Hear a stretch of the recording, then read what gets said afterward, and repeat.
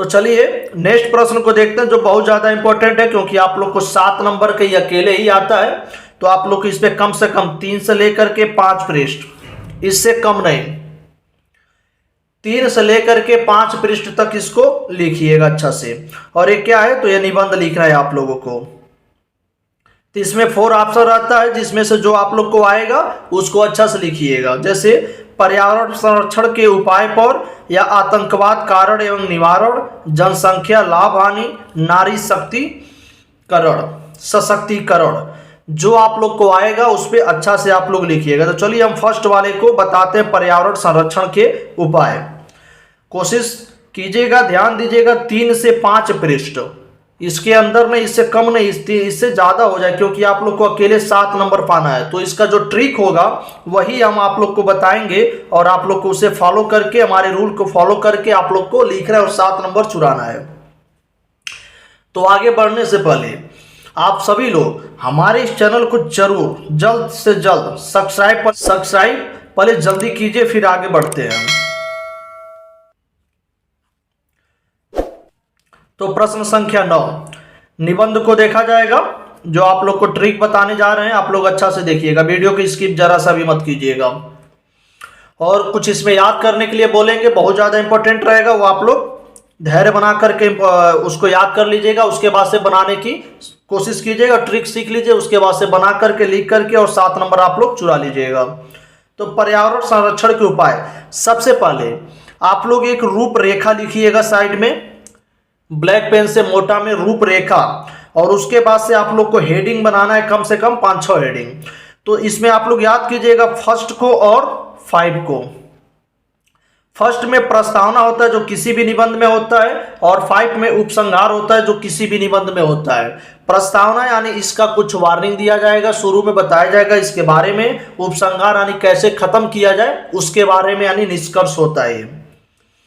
तो कुछ हेडिंग है आप लोग याद कीजिएगा, जैसे फर्स्ट पे प्रस्तावना लिखिएगा, दूसरा पे पर्यावरण प्रदूषण के प्रकार, पर्यावरण प्रदूषण के प्रकार, थर्ड पे पर्यावरण प्रदूषण जिम्मेदार कौन कौन ले सकता है, फोर्थ ऑप्शन पर्यावरण प्रदूषण रोकने का उपाय। तो जब आप लोग इसका निबंध लिखिएगा तो पर्यावरण प्रदूषण के प्रकार में आप लोग कम से कम 4 से 5 हेडिंग यहां पे होगा, ABCD करके। क्योंकि पर्यावरण प्रदूषण के प्रकार में जैसे ध्वनि प्रदूषण, जल प्रदूषण, वायु प्रदूषण, ऐसे करके आप लोग फिर इसके नीचे हेडिंग बनाइएगा और वहां पे अच्छा से लिखने की कोशिश कीजिएगा। जो भी आप लोग के माइंड में आता रहेगा आप लोग छापते रहिएगा, और नहीं समझ में आएगा तो पेपर उठा करके ही आप लोग छाप दीजिएगा, बस हेडिंग बनाइएगा। और आप लोग के ज़्यादा इंपॉर्टेंट है बॉक्स में इसे पैक कर दीजिएगा, क्योंकि तभी आप लोग का नंबर पैक करके मिलेगा, क्योंकि यही सबसे ज़्यादा इंपॉर्टेंट है। तो ये रूपरेखा आप लोग याद कर लीजिए। चलिए हम प्रस्तावना और उपसंहार को बताने जा रहे हैं, उसके बाद से जो बीच में जितना हेडिंग रहेगा आप लोग उसको बनाने की कोशिश करिएगा और बना करके लिख लीजिएगा। तो चलिए प्रस्तावना को देखते हैं। तो फर्स्ट हेडिंग प्रस्तावना। प्रस्तावना को देखा जाएगा कि मानव ने जब प्रकृति माता की गोद में आंखें खोली तो उसने अपने चारों ओर उज्जवल प्रकाश, निर्मल जल, स्वच्छ वायु का वरदान पाया। वन प्रदेशों की मनोहर हरियाली में उसने जीवन की मधुरतम सपने देखे। उसका पेड़ पौधों से, फल फूलों से, चाहते पक्षियों से, प्रभात और संध्या वेला से नृत्य का संबंध था। प्रकृति के आंगन में खेलते हुए उसने पाया पुष्ट निरोगी शरीर और उत्साह उल्लास से लबालब तनावहीन मानस, किंतु धीरे धीरे उसके मन में प्रकृति पर शासन करने की लालसा जागी। तो इसे आप लोग कोशिश कीजिए, इसे 4-5 पे लिख लीजिएगा, तो ये आप लोग को कुछ सेटअप बन जाएगा, याद हो जाएगा। उसके बाद से जो हेडिंग आप लोग को बनाना है, हेडिंग बना करके अच्छा से इसको लिखिएगा।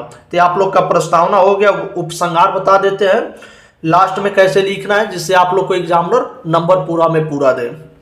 तो उपसंहार में 5वां प्रश्न में देखा जाएगा उपसंहार।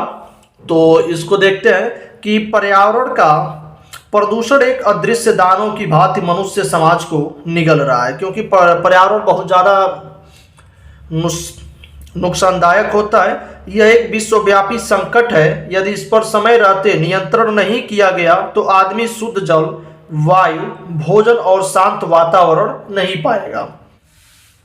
तो चलिए नेक्स्ट देखते हैं। के लिए तरस जाएगा। प्रशासन और जनता दोनों के गंभीर प्रयासों से ही प्रदूषण से मुक्ति मिल सकती है। गंगा सफाई अभियान प्रशासन के ऐसा ही प्रयास है। ऐसा आयोजन सिर्फ एक प्रशासकीय फैशन या तमाशा बनकर नहीं रह जाना चाहिए। एक स्वच्छ और स्वास्थ्यकर विश्व में रहना है तो प्रदूषण से लड़ना ही होगा। ऐसे आप लोग को लिखना है बेनिफिट्स करके, और नंबर आप लोग को 7 नंबर ले लेना है। तो आप लोग कोशिशें कीजिएगा, ये जो बताए हैं आप लोग को रूपरेखा याद करने के लिए इसे आप लोग अच्छा से याद कर लीजिएगा। फिर दूसरा हेडिंग पर्यावरण प्रदूषण के प्रकार डालिएगा, फिर उसके बारे में लिखिएगा। ऐसे आप लोग लिखिएगा। अब पर्यावरण प्रदूषण में 4-5 हेडिंग बना लीजिएगा।